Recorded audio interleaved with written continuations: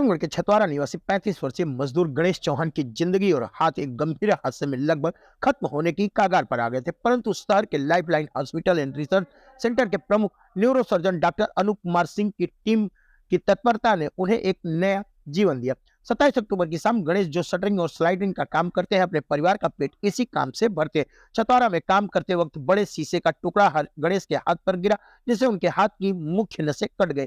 इससे रक्त प्रवाह तेज हो गया और मौके पर मौजूद लोग घबरा गए। आनंद फानन में गणेश को लाइफलाइन हॉस्पिटल की इमरजेंसी में लाया गया, जहां प्राथमिक उपचार के बाद स्थिति गंभीरता को देखते हुए डॉक्टरों ने प्रमुख न्यूरोसर्जन डॉक्टर अनूप कुमार सिंह को सूचित किया।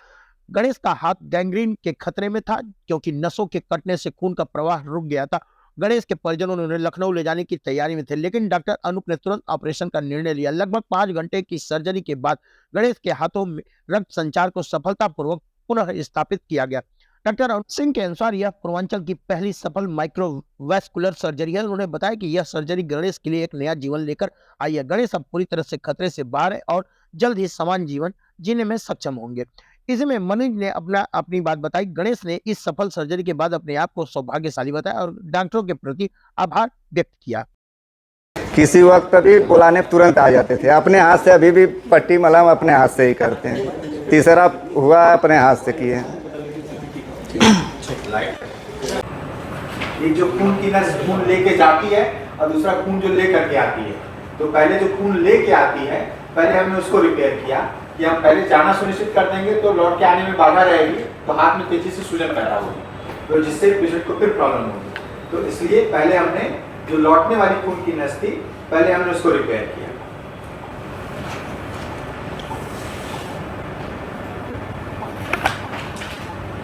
ये नस उस तरीके से उतना तेज ब्लीड नहीं मारती, क्योंकि ये लौटे हुए खून को लेके आ रही है।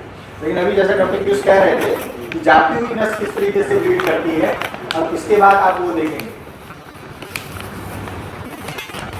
हाँ, 4 बच्चे। सबसे बड़ा कितना बड़ा है? 13 साल। ठीक है। जाता होगा, पढ़ता होगा। कैसे पढ़ता है?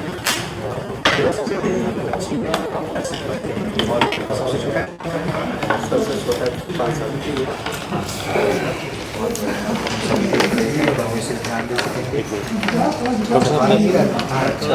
करना चाहिए, जैसा परिवार के लोगों का भी आपस का विचार।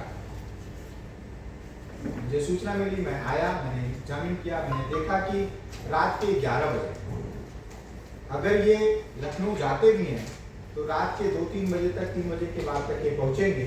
और जाहिर सी बात है, मिडनाइट में इतनी हाई स्किल्ड सर्जरी की तुरंत पेशेंट को।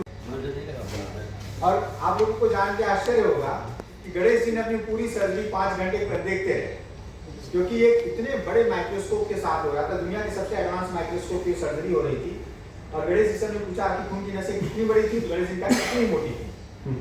हमने कहा आपको पता है वो कितनी मोटी थी? कितनी?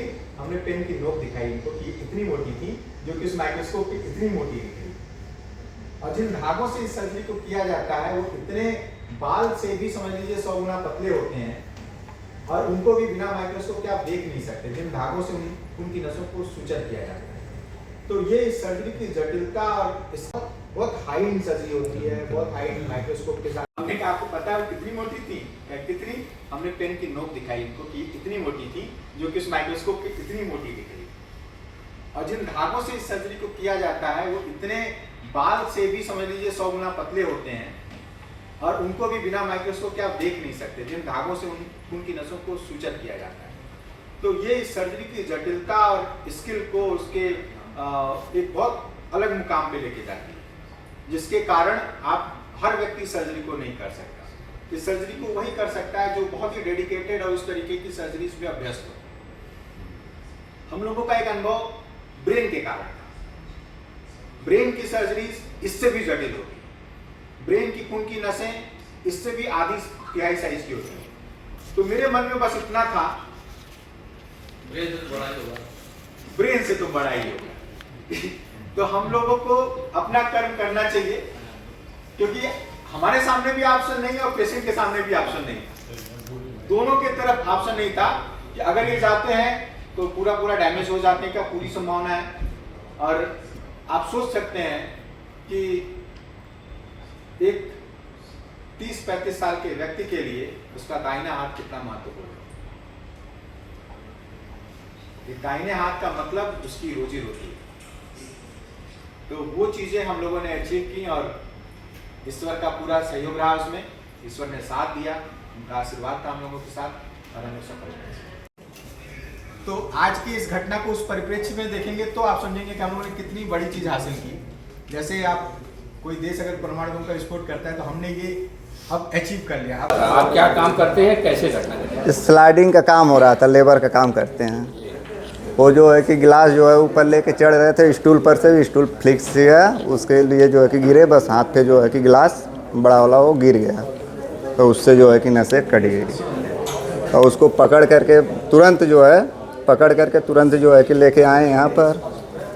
तो यहाँ जो है कि तुरंत ब्लड रोका गया। ब्लड रोकने के बाद डॉक्टर साहब को बुलाया गया। फिर आए डॉक्टर साहब, फिर देखें, परिवार से भी अपने से बात किए, बोलो परिवार वाले भी खुश हुए कि चलो ठीक है, वहाँ जाएंगे तब भी, यहाँ जाएंगे तब भी बात एक ही है।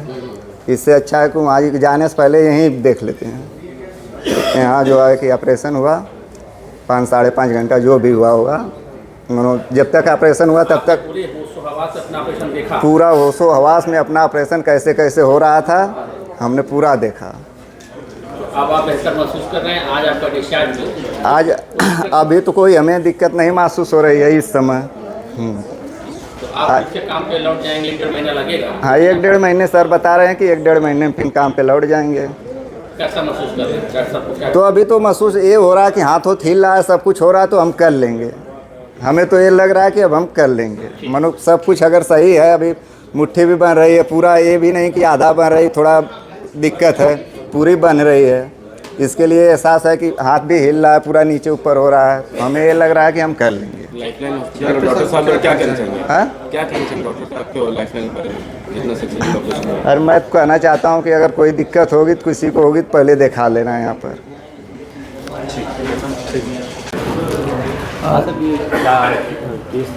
इनका परिचय देते सा बताएंगे। छतवारा निवासी हमारे साथ गणेश जी जो हमारे पेशेंट थे, इनका आज से 6 दिन पहले एक दुर्घटनावश, चूँकि ये शटरिंग स्लाइडिंग इस तरीके का प्लम्बिंग का काम करते हैं बाई पेशे से, तो एक दुर्घटनावश अचानक इनके हाथ पे एक बड़ा शीशे का टुकड़ा, एक शार्प टुकड़ा गिरा, जिसके कारण कोहनी के पास से पूरा हाथ सिरे से कट गया।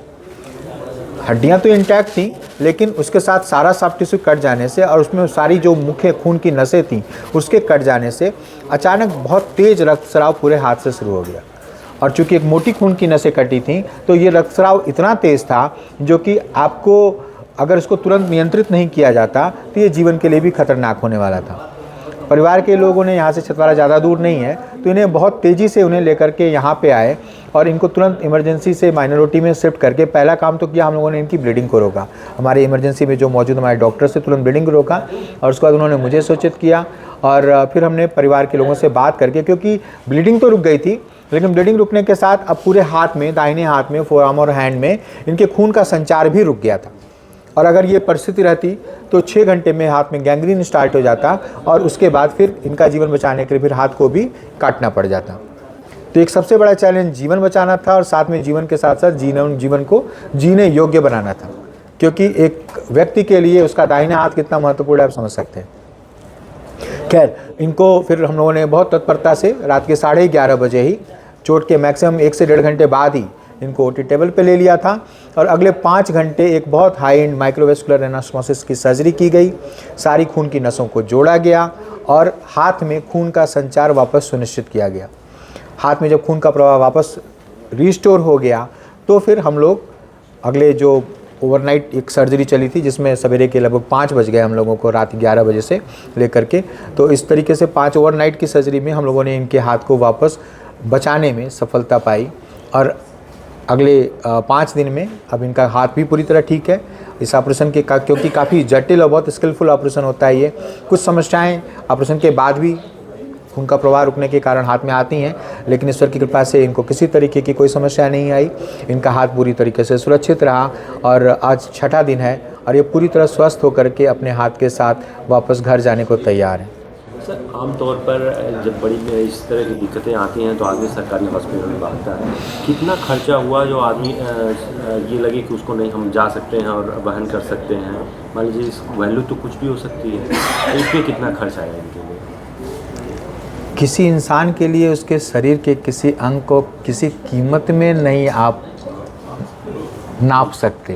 पहली बात तो मैं यहाँ ये कहूँगा, किसी व्यक्ति के लिए उसके दाहिने हाथ, किसी राइट हैंडेड पर्सन के लिए उसके दाहिने हाथ की क्या कीमत है आप उससे पूछ लो। तो यहाँ पे इसको धन या इन सब चीज़ों के रूप में नहीं जोड़ा जाना चाहिए। यहाँ पे आप धन तो जीवन में कभी भी अर्जित कर सकते हैं, वहाँ पे आपको वो जगह चुननी चाहिए जहाँ पे उस तरीके की सुविधाएं और व्यवस्थाएं हों। तो कितने डॉक्टरों ने मिलकर इस ऑपरेशन किया? हम 3 डॉक्टर्स थे और साथ में हमारे साथ हमारे ओटी के हमारे 5 स्टाफ थे, जिनके साथ ये 8 हमारे साथियों ने। और साथ में मैं यहाँ एक चीज़ और कहूँगा, अपने साथी आजमगढ़ के एक सबसे जो अच्छे तरीके से सर्जिकल आइटम्स को वो रखते हैं, हमारे मित्र नगेंद्र पालीवाल जी, जिनका पालीवाल फार्मा रन करता है। रात भर वो दौड़ते रहे और जो भी आवश्यक सूचर्स ज़रूरत थे इस सर्जरी के लिए वो ला करके अपनी दुकान से देते रहे। तो मैं उनका आभारी हूँ, क्योंकि इस सर्जरी में वो सर्जिकल टीम के हिस्सा नहीं थे, लेकिन सर्जरी से बाहर रहते हुए उन्होंने ऑपरेशन से संबंधित जो भी इम्पॉर्टेंट सूचर मटेरियल थे और सारी चीज़ें थी उसकी उपलब्धता तुरंत वो सुनिश्चित करते रहे, ताकि हम लोग का ऑपरेशन निर्बाध तरीके से चल सका। कितना कॉम्प्लिकेटेड था सर उस समय जब आई ये, तो कैसा लग रहा था कि क्या कितना बचाया जा सकता? देखिए, रिस्क तो पूरे थे और हमने गणेश जी से भी बात की, हमने परिवार के सदस्यों से भी बात की कि अगर हम सफल नहीं होते हैं तो संभवतः हाथ में गैंग्रीन हो जाएगा और हाथ वैसे भी चला जाएगा। और दूसरी बात जो थी वो तो ये तो तय ही थी कि अगर हम प्रयास नहीं करेंगे तो ऐसा होना ही होना है। तो हमें प्रयास करना चाहिए, बाकी ईश्वर तय करेंगे। और परिवार के और गणेश जी के सहमत के साथ, क्योंकि हम लोगों के पास कोई ऑप्शन नहीं था इसके अलावा कि हम कोशिश करें, और हमने कोशिश की और ईश्वर ने सहयोग किया। पूर्वांचल में पहला ऑपरेशन संभवतः माइक्रोवेस्कुलर एनास्टोमोसिस सर्जरी आमतौर पे पूर्वांचल में नहीं होती, तो संभवतः ये शायद पूर्वांचल की पहली सर्जरी होगी। ठीक है। आज का जो ऑपरेशन आपने हम लोगों के सामने प्रेजेंट किया है, क्या इस तरह का कॉम्प्लिकेशन था और क्या दिक्कतें थी, इन्हें किस तरह से सॉल्व किया गया? कहाँ के रहने वाले थे? छतवारा पे मौजूद रहने वाले ये गणेश जी पेशे से एक रूटीन शटरिंग और स्लाइडिंग का, ये सब चीज़ों का काम करते थे। एक दुर्घटनावश अचानक इनके हाथ पे ग्लास का एक बड़ा पीस गिरा, जिसके कारण इनके दाहिने हाथ की सारी खून की नसें इनकी कोहनी के पास सिरे से कट गई, जिसके कारण एक काफ़ी तेज़ ब्लीडिंग शुरू हुई। जब आपकी मुख्य नसें कट जाती हैं तो इतनी तेज़ ब्लीडिंग होती है कि आप कुछ ही क्षणों में आपके शरीर से सारा खून निकल सकता है। रुकी जाइए, क्योंकि